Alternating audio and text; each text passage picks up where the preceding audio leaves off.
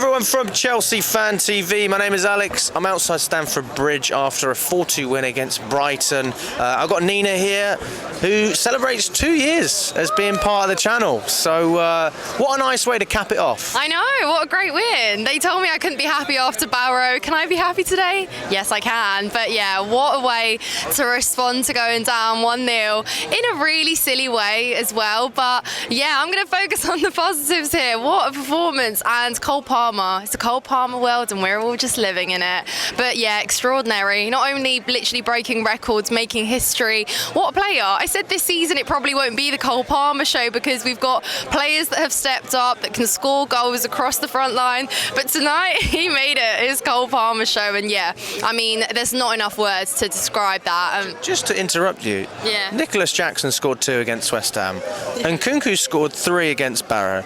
And then we've had 4 from Cole Palmer today. Next week, hopefully we get 5. Yeah, hopefully. I mean, it's crazy how many goals we can score. You know, they never came as a given in the last kind of couple seasons, and now we're just scoring goals for fun. How great is that? And yeah, the fact that we lost home and away to Brighton a couple seasons ago when we were going through it so much, and I was outside Stamford Bridge with you after we lost 2-1 saying, Alex, the players have given up. You know, the fans, yeah, okay, but the players, they didn't really want to play anymore. They weren't interested. A lot of them were ready to move on from Chelsea that summer, and many of them did, but how far we've come. I believe this is our 4th win in a row, 5th win in a row if you count pre-season. Can't keep up anymore. Yeah, so it's just absolutely amazing to see, and again, everyone playing, everyone fighting. We would have gone 1-0 down in the past, in the recent, and probably just sit back, be fearful, and there was a shaky moment, but then we were going for it. Cole Palmer almost scored offside, and then there it is, and he was just on a roll after that. Yeah, I mean, Brighton held the high line and we made them pay for it. Yeah, absolutely. But oh my God, that first half, I think my blood pressure was through the wall, through the roof. I thought I'd lose my voice. I was just so happy and so excited because, I mean, yeah, how much better than that does it get? Providing entertainment, 3 p.m. on a Saturday, you know what it is. If you're a neutral, you're welcome, because what a performance, what a game. I can't stop saying it, but it's just such a breath of fresh air to see us have this hunger to go for more. You know, you saw it against Wolves. We were comfortably 4-2 up, 5-2 up, and we just still wanted to go for more.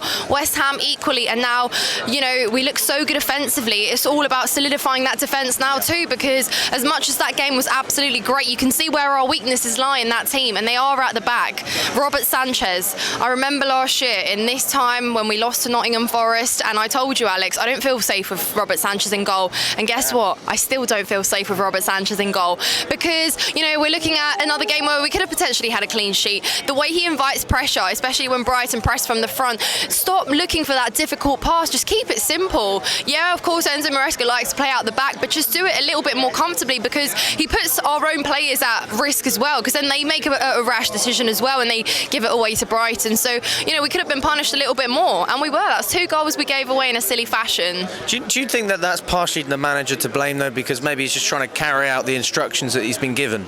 Yeah, but then again, you look at, and I need to watch the replays for the goals we conceded, but you just look at Sanchez's positioning in that game, and especially that pass to Caicedo, where Caicedo was literally received from a metre distance in front of our goal, and he's got 3 man on his back. Where is he meant to go with that? So it's like, as a goalkeeper, you're supposed to dictate play from out the back as well. You're the one that can see which players have got players on their back, where that easier pass is, and distribution as well. It was like, at times he was just whacking it out just so he could get rid of it, and it's either out of play or it goes to a Brighton player. So that needs to improve, because today we won the game because we outscored Brighton, because we played much better up front, you know. But the thing is, we can't keep relying on that, because when we come against teams that will really, really press us from the front and we play out the back, we could concede more goals. So it does need to be better. So that's something for Enzo Maresca to fix. He's really figured it out up front and in midfield as well. That's starting to click in. Now it's all about that back line and forming the chemistry. I guess it didn't help that we didn't have our fullbacks available, but now we do. We've got Malo Gusto, who's back in line. We've got Cucurella, who's solidifying his spot there on the left back.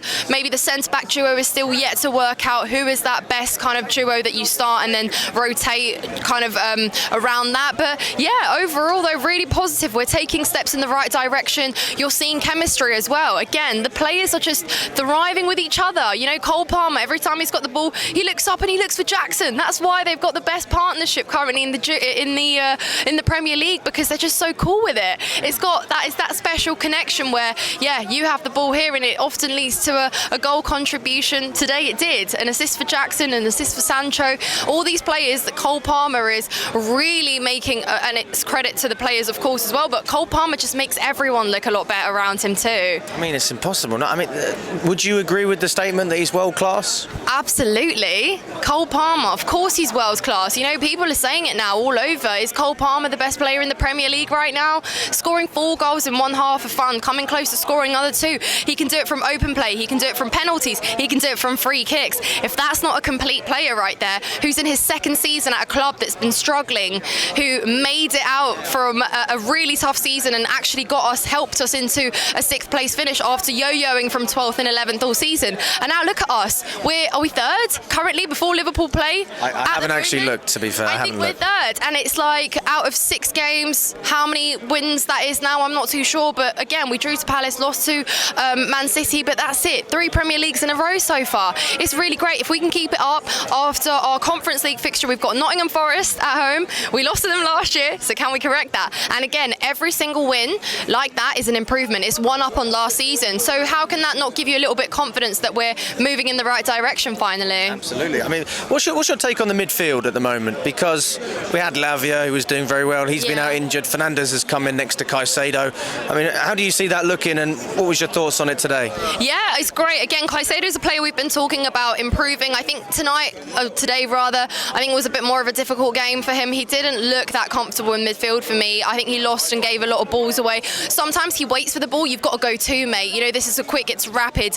Brighton were looking to retrieve the ball from our midfield a lot because they saw that's where balls were getting lost, and it was quicker for them to hit us there on transition. But that's got to be better. I want him to be a little bit more stronger. But yeah, I'll treat it as an off day because Caicedo so far has been brilliant. You know, West Ham is a great indication of how far he's come as a player. You know, he reps the captain armbands now occasionally as well. So again, that's something that is only going to install more confidence. And Enzo Maresca is really showing that he trusts these players, and he's sending them out onto the field with a message to roam free, you know, be free, express yourself, and that's really, really great. In terms of Enzo Fernandez, again, I think Enzo Fernandez gets overlooked so much because sometimes his work off the ball as well is better sometimes than it is on the ball, you know, but the range of passes he has, I think he gave a few balls in behind to Madueke, who received 1, Cole Palmer 2, but again, he is someone that should not be underestimated. Enzo, yeah, hot and cold sometimes last season, but he for me as well is doing much better. When you say his work off the ball, I mean, are you talking about defensively or the runs he makes? What are you talking about there? The runs he makes as well. Sometimes he finds himself up there with our forwards as well, even when, you know, I didn't really think that his best position was as a 10, as we kind of tried at the start, but he still finds himself in and around those spaces where, you know, he almost came close to scoring today himself or assisting. So I think that, again, shouldn't be overlooked. I think it's a really good quality. You mentioned Romeo Lavia. So good to welcome him back. He's a little bit like a ghost in and out of our squad right now, but you can see that he's hungry. Palmer again. Oh, that's a nice flat. That is lovely. Where'd you get that? What? Where'd you get it? Down the road, €20, unreal. Euros? What? Wait, Pound. it's the other Oh, way pound. around. Okay, I'm with you. Yeah, there we go. Look at that. Get that out. We're back. We will not be stopped. I swear to God. Chelsea on a title charge? Title charge. We're going to win the quadruple. Lovely stuff, mate. Yeah, I love great. it. Have a good one, mate. Yeah. That is brilliant. Your quality. Lovely. And yeah, can I just shout out the atmosphere at Stamford Bridge today as well, because we've been saying the away atmosphere has been great. Our away fans, shout out if you've ever gone to an away game for Chelsea, but absolutely insane today. You know, it was rocking. Even when we conceded, everyone was behind the team, behind the players, and you can see what it does for them. It does push them. These are young players that do thrive off hearing the fans. They do get encouraged by it. Cole Palmer was smiling at one point on the pitch when he was hearing his chant again, because they just love it. But again, it's a testament for how much better, how much nicer the spirit around the club is. You know, we all feel a lot more cheerful, but we come excited to the games. And yeah, you know, win or lose, because we were here last season, we were here the previous season, we were always here. But it's so nice to see Stamford Bridge be a lively place again, and hopefully we can continue that. Another win at Stamford Bridge, but we've got 2 more games. Let's win those as well, and we'll see how it turns around. But yeah, so far I'm just so excited and so pleased. So far, so good. So far, so good. All right. Thanks, Nina.